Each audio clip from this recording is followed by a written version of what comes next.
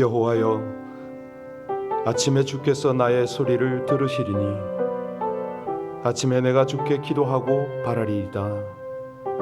주는 죄악을 기뻐하는 신이 아니시니 악이 주와 함께 머물지 못하며 오만한 자들이 주의 목전에 서지 못하리이다. 오직 주의 풍성한 사랑을 힘입어 이 새벽 주의 전에서 하나님을 경외함으로 예배하게 하시니 감사를 드립니다. 주의 의의 길로 인도하여 주시고 주의 길을 오늘 이 하루도 우리의 목전에서 곧게 하여 주시기를 원합니다. 은혜를 사모하는 모든 백성들을 향하여 우리 하나님의 풍성한 긍휼이 함께 하심을 믿고 감사를 드리며 예수님 이름으로 기도하옵나이다. 아멘. 온 성도들이 이 찬송처럼 늘 하나님의 말씀에 샘에 거할 수 있기를 우리 함께 기도했으면 참 좋겠습니다. 특별히 오늘은 우리 권미희 전도사님 3차 수술이 되겠는데요. 사실 오늘 마무리가 잘 됐으면 참 좋겠습니다. 여러분들이 아시지만은 우리 전도사님 대장암이 사실 좀 중증이었는데 수술 때 열어보니까 암세포가 다 죽었다고 그렇게 의사가 깜짝 놀란 그런 우리 경험을 했습니다. 이제 오늘은 이 배 바깥에 끌어냈던 이 배변 주머니나 이런 것들을 정리하는 그 수술을 하는 겁니다. 마무리가 잘 되어서 우리 하나님 위해서 함께 봉사하고 싶다고 그렇게 늘 말씀하시는 전도사님인데 우리 하나님의 은혜가 딸을 또 이 아침에 하나님의 그 말씀을 사모하고 은혜를 사모하는 모든 백성에게 풍성할 수 있도록 우리 함께 다 같이 중보하겠습니다. 오직 아버지 하나님의 은혜로 이 백성들이 주 앞에 있나이다. 날마다 하나님의 말씀과 은혜로 인도하시는 귀하신 우리 아버지 하나님, 주의 백성들이 한결같이 목마른 시냇물의 그 맑은 하나님의 은혜를 사모하는 사슴 같은 주의 성도들이 이 아침이나 언제든지 하나님의 은혜 속에 풍성히 거하게 하여 주옵소서. 오늘은 우리 권미희 전도사님 우리 하나님의 은혜와 인도 가운데 마지막 수술이 될 수 있도록 3차 수술 가운데 함께하여 주시기를 간절히 원합니다. 아버지 하나님 온전히 회복이 되게 하시고 저가 주의 나라 주의 영혼들을 위하여 섬기며 또 봉사하고 그렇게 하나님 앞에 살아가기를 간구하는 것을 주님이 아시지 않습니까? 우리 아버지 하나님 우리 전도사님을 정결하고 아주 완벽한 치유로 함께하여 주옵소서. 우리 모든 갈급한 심령들 저들 가운데 함께하여 주셔서 우리 하나님의 공급 하나님께서 동행하시고 함께 동역하는 은혜가 온 교회 모든 성도에게 함께 하시기를 간절히 원하며 신실하시고 감사하신 우리 주 예수님 이름으로 기도하옵나이다. 아멘. 예레미야 46장 13절로 마지막 절까지입니다. 예레미야 46장 13절부터 우리 합독하시겠습니다.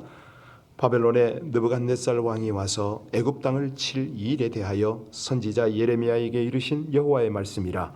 너희는 애굽에 선포하여 믹돌과 놉과 다바네스에 선포하여 말하기를 너희는 굳건히 서서 준비하라. 내 사방이 칼에 삼키웠느니라. 너희 장사들이 쓰러지면 어찌함이냐. 그들이 서지 못함은 여호와께서 그들을 몰아내신 까닭이니라. 그가 많은 사람을 넘어지게 하심에 쓰러지며 이르되 일어나라. 우리가 포악한 칼을 피하여 우리 민족에게로 우리 고향으로 돌아가자 하도다. 그곳에서 부르짖기를 애굽의 바로 왕이 망하였도다. 그가 기회를 놓쳤도다. 만군의 여호와라 일컫는 왕이 이르시되 나의 삶으로 맹세하노니 그가 과연 산들 중에 다볼같이 해변의 갈멜같이 오리라. 애굽에 사는 딸이여 너는 너를 위하여 포로의 짐을 꾸리라. 너비 황무하여 불에 타서 주민이 없을 것임이라. 애굽은 심히 아름다운 암송아지일지라도 북으로부터 쇠파리 떼가 줄곧 오리라. 또 그 중에 고용이는 살찐 수송아지 같아서 돌이켜 함께 도망하고 서지 못하였나니 재난의 날이 이르렀고 벌받을 때가 왔음이라. 애굽의 소리가 뱀의 소리 같으니 이는 그들의 군대가 벌목하는 자같이 도끼를 가지고 올 것임이라. 여호와의 말씀이니라. 그들이 황충보다도 많아서 셀 수 없으므로 조사할 수 없는 그의 수풀을 찍을 것이라. 딸 애굽이 수치를 당하여 북쪽 백성의 손에 부침을 당하리라. 만군의 여호와 이스라엘의 하나님께서 말씀하시니라. 보라 내가 노예 암몬과 바로와 애굽과 애굽 신들과 왕들 곧 바로와 및 그를 의지하는 자를 벌할 것이라. 내가 그들의 생명을 노리는 자의 손 곧 바벨론의 느부갓네살 왕의 손과 그 종들의 손에 넘기리라. 그럴지라도 그 후에 그 땅이 이전같이 사람 살 곳이 되리라. 여호와의 말씀이니라. 내 종 야곱아 두려워하지 말라. 이스라엘아 놀라지 말라. 보라 내가 멋에서 구원하며 내 자손을 포로된 땅에서 구원하리니 야곱이 돌아와서 평안하며 걱정 없이 살게 될 것이라.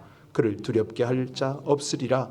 여호와의 말씀이니라. 내 종 야곱아 내가 너와 함께 있나니 두려워하지 말라. 내가 너를 흩었던 그 나라들은 다 멸할지라도 너는 사라지지 아니하리라. 내가 너를 법도대로 징계할 것이요 결코 무죄한 자로 여기지 아니하리라 하시니라. 아멘.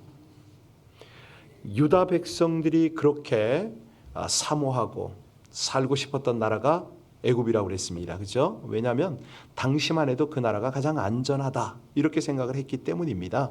물론 문물도 많이 발전하고 여러 가지 편리한 것도 있었겠지만 그들에게는 애굽이야말로 강대국 중의 강대국이고 또 무엇보다도 치안과 안전이 완전하다 이런 생각을 했습니다.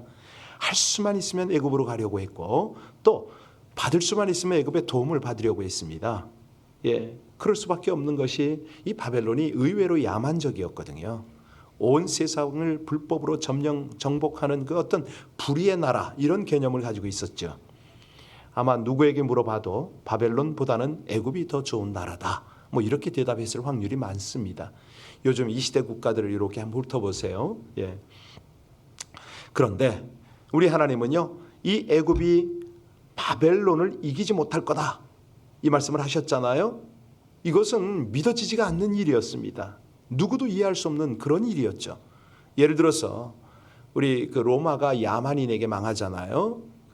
미션 능력 기도에 들어오면 이제 그런 400년 주기 혹은 100년 주기로 끊어보는 역사 관찰법이 있는데 그때만 해도 로마가 감히 야만인에게 침공을 당해 있을 수도 없는데 야만인에게 점령을 당했어요.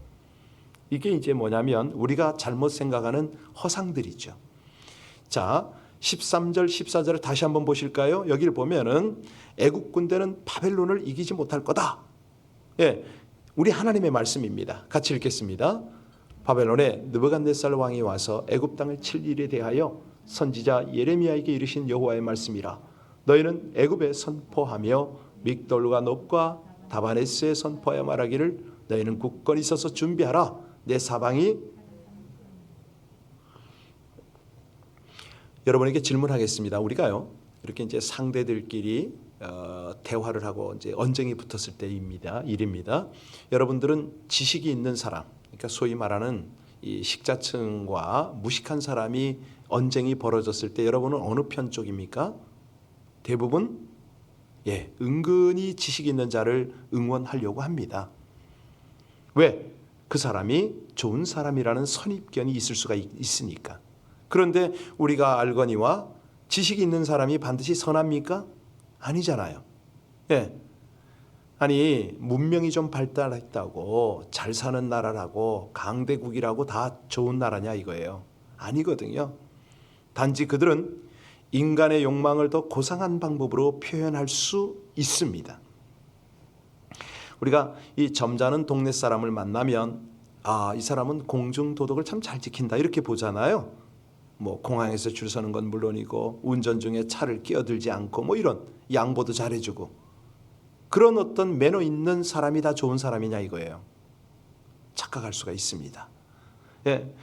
얼마나 많이 범죄를 저지르고 난폭하게 그냥 그 속에 있는 것들이 막 감춰져 있는 것이죠. 이런 것들을 보면은 문명 국가라 하더라도 식자층이라 하더라도 얼마든지 포악할 수가 있습니다.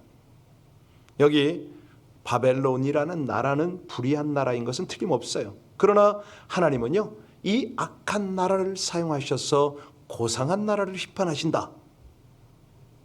우리 하나님께서 볼 때는 분명히 그들의 악을 보신 거죠. 심판을 받지 않으려면 우리가 어떻게 해야 되느냐? 사실이요.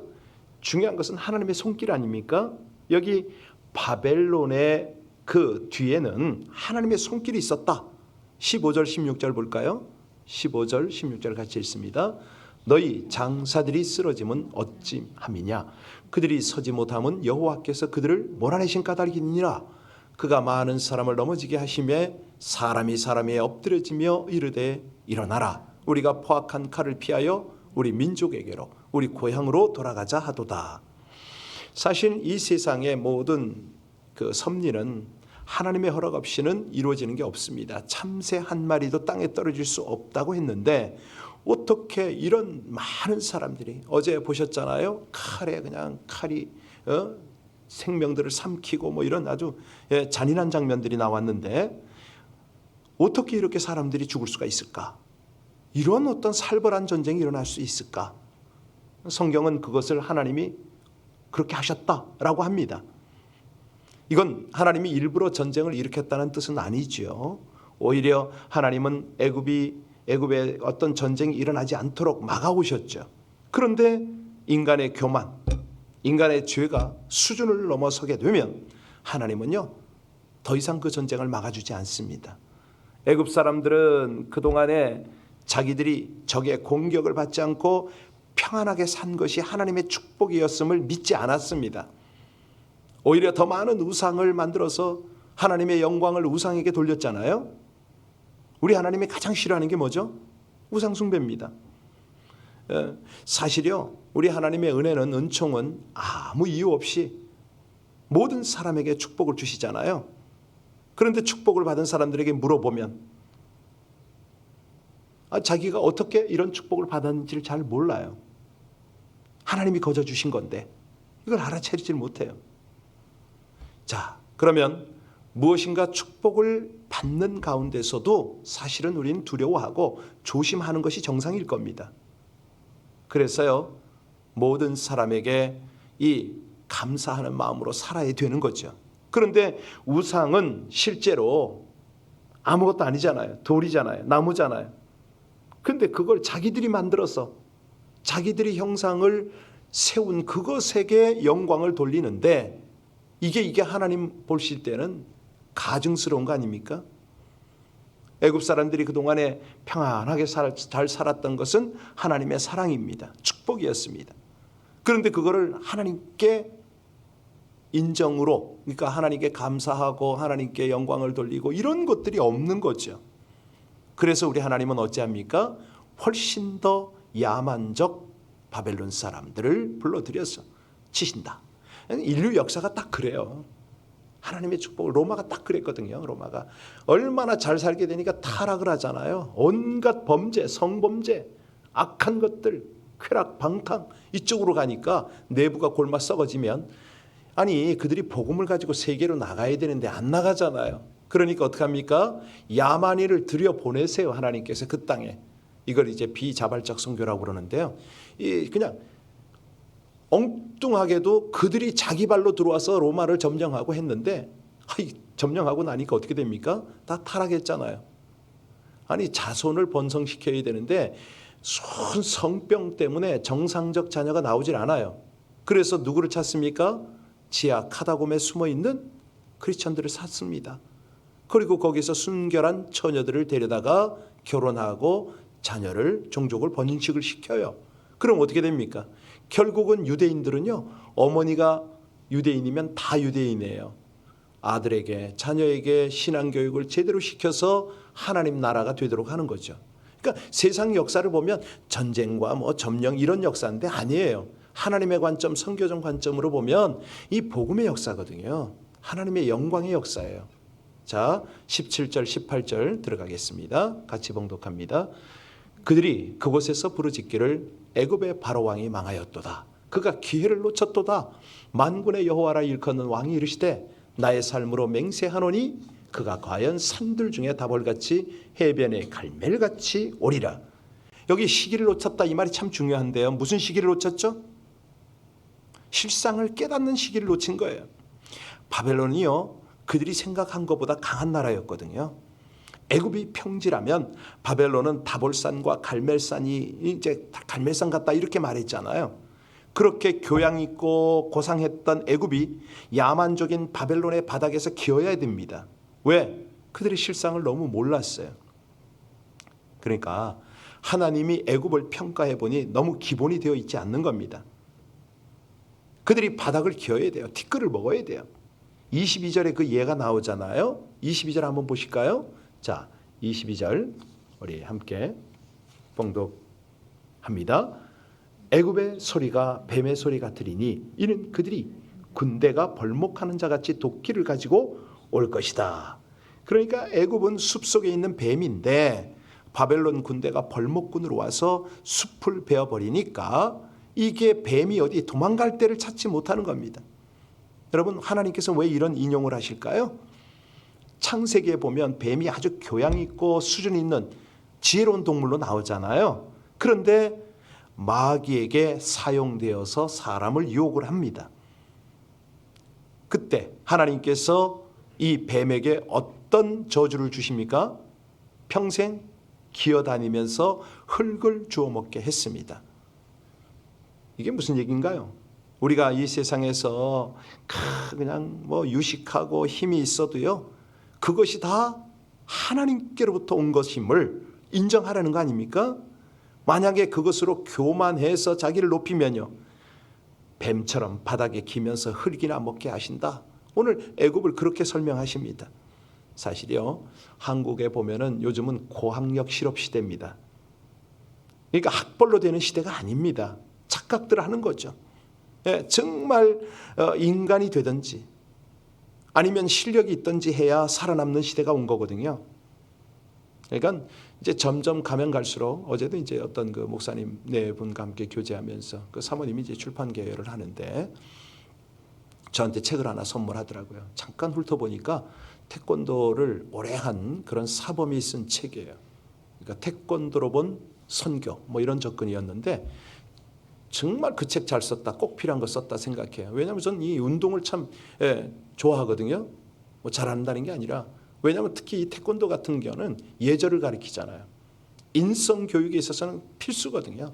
그러니까 태권도와 복음이 함께 가면 이 사람이요, 인성과 영성이 갖춰질 수가 있다는 거죠. 어릴 때.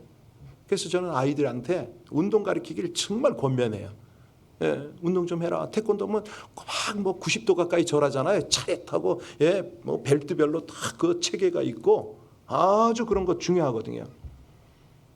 자, 애굽이 망하는 것을 본 유다 백성들, 과연 이 세상에서 안전하게 살아남을 사람이 있는가 두려움 가졌겠죠? 예, 아니 그동안에 유다 백성들이 보면 애굽이 얼마나 이상적 나라였습니까? 그런데 이런 나라도 무식한 바벨론의 칼날 앞에 아무 소용없는 걸 지금 봅니다. 아, 두렵죠. 하나님 앞에 제대로 살아야 되겠구나, 이런 생각 안 들까요? 이건 뭐 힘으로도 안 되고 자격으로도 안 되고 뭐 아무것도 안 되는 걸 지금 저들이 처절하게 깨닫습니다. 자, 그런데 이 애굽이 망한 뒤에 이스라엘 백성들을 하나님은 어떻게 다루시느냐? 27절 보세요. 우리 하나님이 위로를 하세요. 어떻게 위로하시죠? 같이 읽겠습니다. 내 종 야곱아 두려워하지 말라. 이스라엘아 놀라지 말라.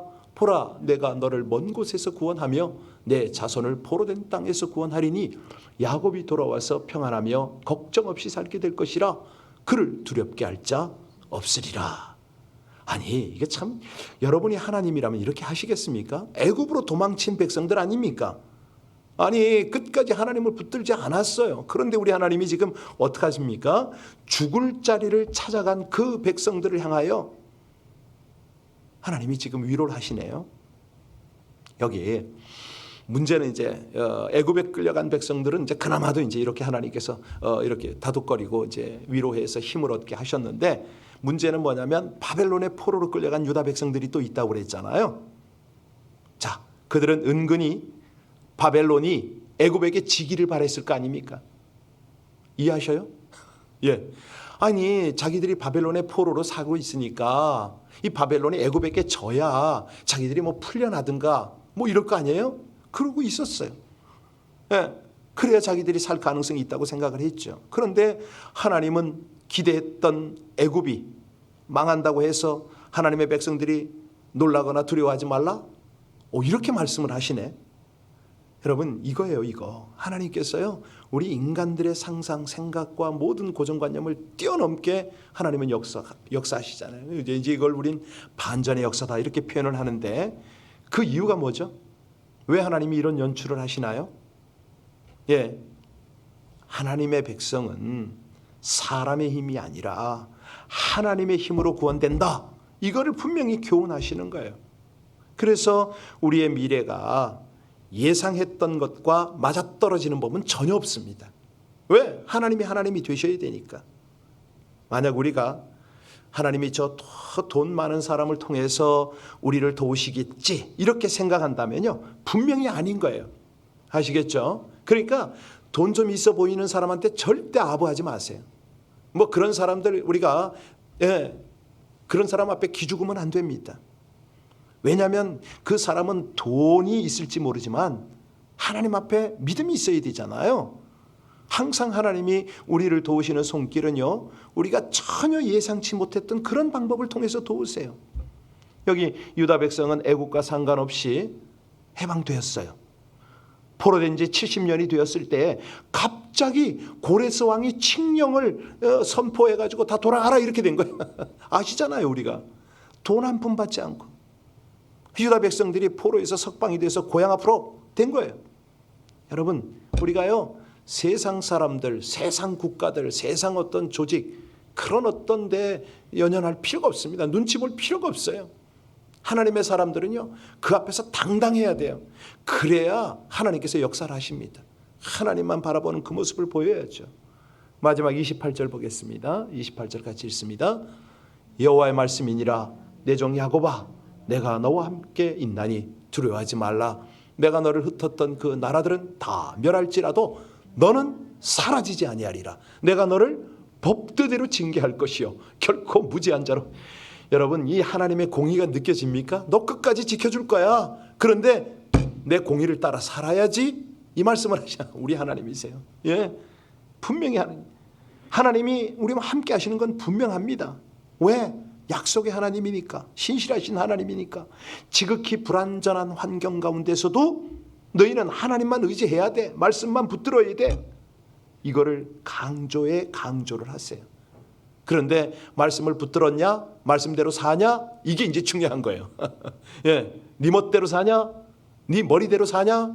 네 어떤 유익을 따라 사냐? 이걸 하나님은 따지십니다. 하나님의 백성들이 연단을 받으면 반드시 기적적으로 회복되게 되어 있는 겁니다. 그래서요 하나님도 공짜가 없으시지만 우리도 공짜가 없어요. 이제 들어가면 들어갈수록 그런 거예요. 신앙이 점점 깊어지고 성숙해지면 이게 다 깨달아져요. 우리도 징계와 연단을 받으면 반드시 회복이 되어야 되는 거죠. 예, 지금 이 시대가 전 세계적으로 미래에 대해서 안심할 수 없는 그런 불안한 시대를 살아갑니다. 이때에 애굽 사람들처럼 눈에 보이는 안전을 취하면 안 됩니다. 예, 어떻게 해야 됩니까? 우린 아브라함의 자손이잖아요. 말씀을 붙잡고 모험을 해야 됩니다. 예, 왜냐하면 그때야말로 위대한 믿음을 하나님이 보시거든요. 그걸 하나님이 원하시는 거예요. 네가 믿음의 삶을 사니? 예, 내가 너희를 통해서 일하리라. 내가 세상의 주권자이지만 사람을 통해서 일하는데 이왕이면 믿음 있는 내 백성과 함께 동역하리라. 이거거든요. 이거예요. 오늘 설교 제목이잖아요.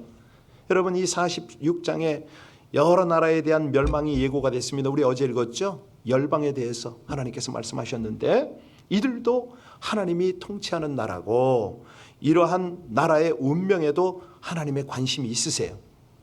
한 민족, 한 나라의 신이 아니고 열방과 모든 민족의 하나님이신데 구약 때 뭐 요나가 이런 거 이해했나요? 그냥 자기네만 선민이고 이 니느웨는 자기 백성, 자기 동족들을 그렇게 박해를 했으니까 마땅히 멸망되어야 된다고 생각했잖아요. 근데 하나님이 가서 회개를 선포하라고 했을 때 요나가 이거 받아들이지 못하잖아요. 여러분 그렇습니다. 물고기 속에 뱃속에 들어가고 또 토의 내침을 당하고 박농굴 밑에서 그냥 고통을 경험하고 이 과정을 통해서 요나가 하나님의 마음을 하나님의 말씀을 알아가잖아요. 그렇습니다. 역사의 주관자는 오직 하나님 한 분입니다. 그런데 하나님은요, 당신의 백성들의 그 삶을 통해서 이 땅을 통치하고 계시는 거죠. 눈에 보이는 상황 두려워하지 말고 하나님의 다스림을 신뢰하고 그분의 공의를 따라서 함께 동역하는 것, 이것이 우리의 가장 지혜로운 인생인 줄로 믿습니다. 기도하시겠습니다. 당신의 백성을 통해 이 땅을 통치하시는 하나님의 일하심을 보고 그 뜻을 행하게 하여 주옵소서. 주의 백성을 보호하시고 열방 가운데 힘있게 세워 사용하시고 영광을 나타내시는 하나님만을 경외함으로 그 능력을 따라 살기 원하오니 눈에 보이는 상황들로 인하여 흔들리거나 두려워하지 않고 하나님의 다스림 가운데 주의 공의를 행하게 하여 주시옵소서. 백성을 거룩하게 하시려는 사랑의 징계를 감사함으로 달게 받고 회개함으로 삶의 모든 영역을 통해 하나님만을 섬기고 주의 공의를 행하게 하여 주시옵소서. 오늘도 주의 십자가와 진리를 따라 담대하게 생명의 길로 행함으로 우리를 통해 하나님의 나라가 이 땅에 세워지고 확장되어지게 하여 주시옵소서. 예수님 이름으로 기도하옵나이다. 아멘. 찬송 부르니까 하나님께서 우리를 찾는 것을 지금 느끼시겠죠? 연약한 자들, 가난한 자들, 하나님이 없으면 못 자는 자들을 부르셔서 그들과 함께 동행하기를 원하십니다. 우리 함께 이 새벽에 영상으로 함께 예배에 참여하는 여러분들 너무 귀하세요. 어제도 한 분이, 예전에 우리 교회에 나오던 한 분이 우리 권사님 한 분한테 연락을 해가지고 새벽 예배에 동참하는데 은혜된다고 헌금을 보냈답니다. 여러분, 정말 열악한 환경 속에서도 온라인을 통해서 말씀을 통해서 신앙을 잘 세워가고 계시고 그렇게 귀하게 헌신하는 것이 너무 힘이 됩니다. 고맙습니다. 이 새벽 예배가 우리 여러분들에게 더 많이 신앙을 다져가는 통로가 되길 바랍니다. 함께 기도하실 때에요, 방금 부른 그 찬송처럼 정말 약한 자를 부르시어 하늘 뜻을 전하시는 하나님, 이 아침에 그 뜻을 우리가 함께 기도로 섬겨 나가며 또 아버지 하나님께서 우리를 사용하시는 그 대열에 동참하게 되게 하옵소서. 이미 그 뜻을 가지고 부르셨사오니 마음껏 쓰시옵소서. 합심으로 우리 함께 간절히 중보하며 기도하겠습니다. 아버지 하나님, 하나님의 은혜로 저희들이 주 앞에 있나이다. 귀한 말씀도 허락하시고 또 중보로 하나님과 함께 동역할 수 있는 은혜를 주셔서 진실로 감사를 드립니다. 하나님, 이 새벽을 깨우며 또 아버지 하나님 있는 처소에서 하나님 앞에 간절히 기도하는 우리 모든 지체들을 향하여 주의 긍휼, 하나님의 인도가 함께 하시기를 간절히 원합니다. 오 아버지 하나님, 성령으로 함께 하시옵소서. 그리하여 마땅히 빌 바를 알게 하시고 평소의 모든 문제들, 또 주님께서 역사하셔야 되는 모든 상황들, 주님의 뜻을 구하며 기도하다가 큰 은혜를 경험하게 하여 주옵소서. 연약한 심령들은 그 아픈 것을 주님 앞에 올려드릴 때에 하나님이여 주의 권능으로 함께 하심을 믿습니다. 오 아버지 하나님, 오늘도 하나님 오른팔과 또 여러 허리와 하나님 연약한 모든 부분들을 친히 안수하시고 고치실 것을 믿습니다. 우리 아버지 하나님, 주님만이 아시는 우리의 간구의 제목을 아시는 우리 하나님, 우리의 심령, 우리의 신음소리 다 살피고 보실 때에 중심을 다하는 기도를 드리게 하여 주옵소서. 우리 하나님이 들으시고 감동할 만한 진정한 기도를 드리게 하여 주시옵소서. 진솔한 기도로 우리 주님과 하나 되어지는 아름답고 복된 은혜의 이 새벽 제단이 되도록 주의 성령으로 함께 하시기를 간절히 원합니다. 은혜에 입혀주시기를 기뻐하시는 주님을 찬양